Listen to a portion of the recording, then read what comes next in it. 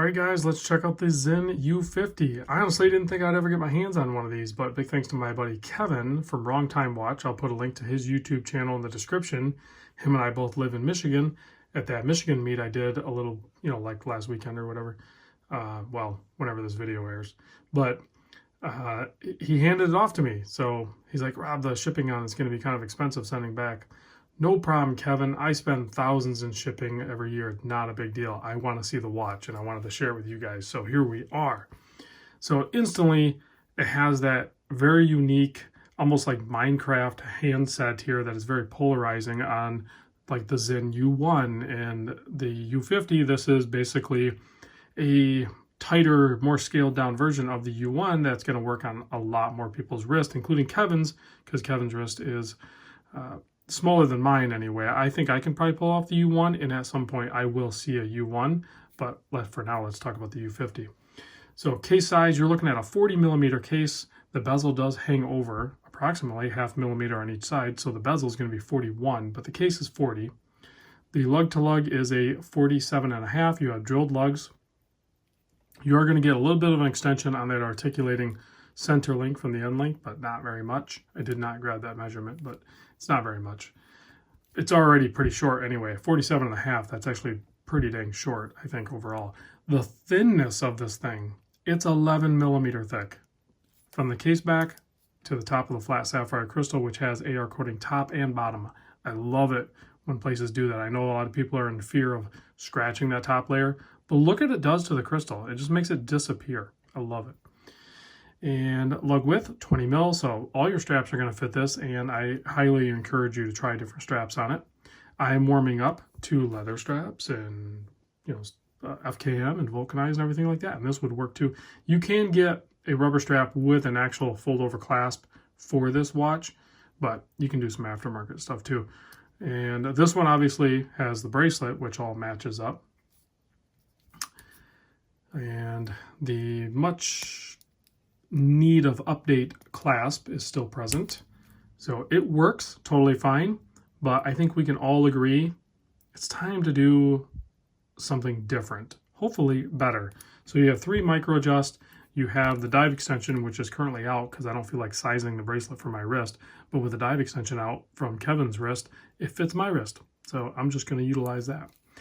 And it has like these, I don't know what that fastener is called, but it comes with 2 tools. 2 tools from when you buy the watch, and you'll need them both to take the links apart and everything. It's a really nice H-link bracelet. It does taper, 20 to 18, but you got to be careful with the H-links. There are no half links, and you only have the 3 micro adjusts, so getting an exact size sometimes can be tricky. If you look at the case back here, you're going to notice U50 is basically regarding 50 Atmos or 500 meter. That's the depth rating on this thing. So it is more than capable. Like most of these utilitarian style German made watches, they give you everything in a utilitarian package, and that's exactly what you have here. Plus the Minecraft hands, so those are pretty cool.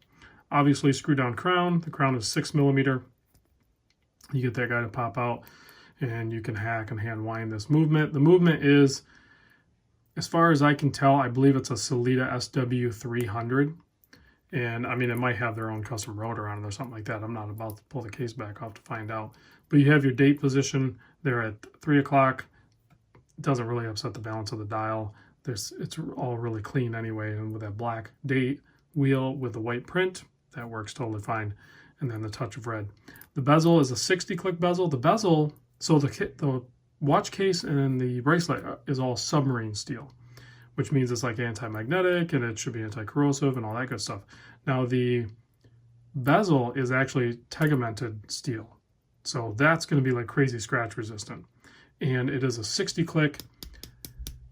I'm not a huge fan of the tactile feel of it.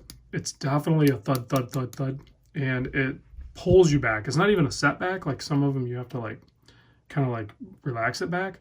This one pulls itself back, so it's pretty solid in that aspect. I'm not sure if there's ceramic ball bearings in there. A lot of times these companies will actually use ceramic ball bearings in there too, and it maybe has though. It almost has that feel of it.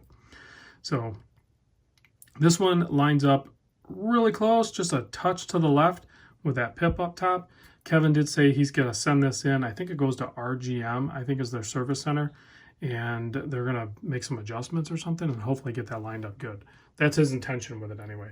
But if we look a little bit closer, barring the dust particles, you'll see that these German-made watches are usually like super clean, super clean. I can't find anything wrong with it. So nice sharp edges. I mean, look at the glossy red print on the second hand and on the towards the hand stack there. It is just perfect glossy red. There's no issue with it. There's no defects or anything like that. To this level of macro, you look at any watch, I don't care how high-end the brand is, with the exception of some. There are some like marvelous ones, but you're going to find, you know, like a little bit of print bleed off and everything like that. I don't see it at this level, and I don't think my eyes can actually look closer than this without some sort of artificial aid.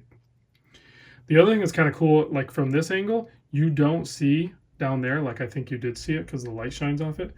They kind of like ghost blacked gloss print on there, made in Germany. So you don't really see it when you're just looking at it. It's kind of cool that they didn't print it in white. I would have been fine if it was printed in white, but they don't need to show off. You know what I mean? They're like, yeah, if you don't know, then where have you been? Like, you can almost spot a German-made watch easily. All right, let's pop this on wrist, and then we'll close out with a lume. I'm pretty sure they use C1 lume. I could be wrong on that, but I'm pretty sure they use C1 lume. A lot of times the lume on the Sinn divers are going to be lacking compared to what you typically see on a diver. But this thing is crazy comfortable because it's so thin. It is such a good sized watch. So like if your wrist, easily I can wear it, right? 7 1/4, but if you have it all the way down to probably like a 6-inch wrist, 6.5, no problem. Like this watch, the Black Bay 58, those are all gems, and they are made just for you in the diver watch section for sure. Retail price on this, which you're going to pay retail unless you go used or something, is $2,430 with the bracelet. I recommend getting it on the bracelet, but make sure you got some other strap options just in case you can't get the thing to fit just right. And hopefully, like I said, at some point, hopefully they'll do something about the clasp system here. Now I have my Damasco sitting out here as well. Just a couple of watches side by side. Man, these are two brands. You know, I get the question all the time: Sinn or Damasco, Sinn or Damasco, Damasco or Sinn. I say both. They both have unique watches in their lineups that can complement one another. Yeah, don't be afraid to check out a few different brands. Just for a size comparison, here it is next to a Seiko SKX 009. Very similar, but man, it's just crazy thin. It's crazy thin. I love it. All right, let's kill the lights and check the lume.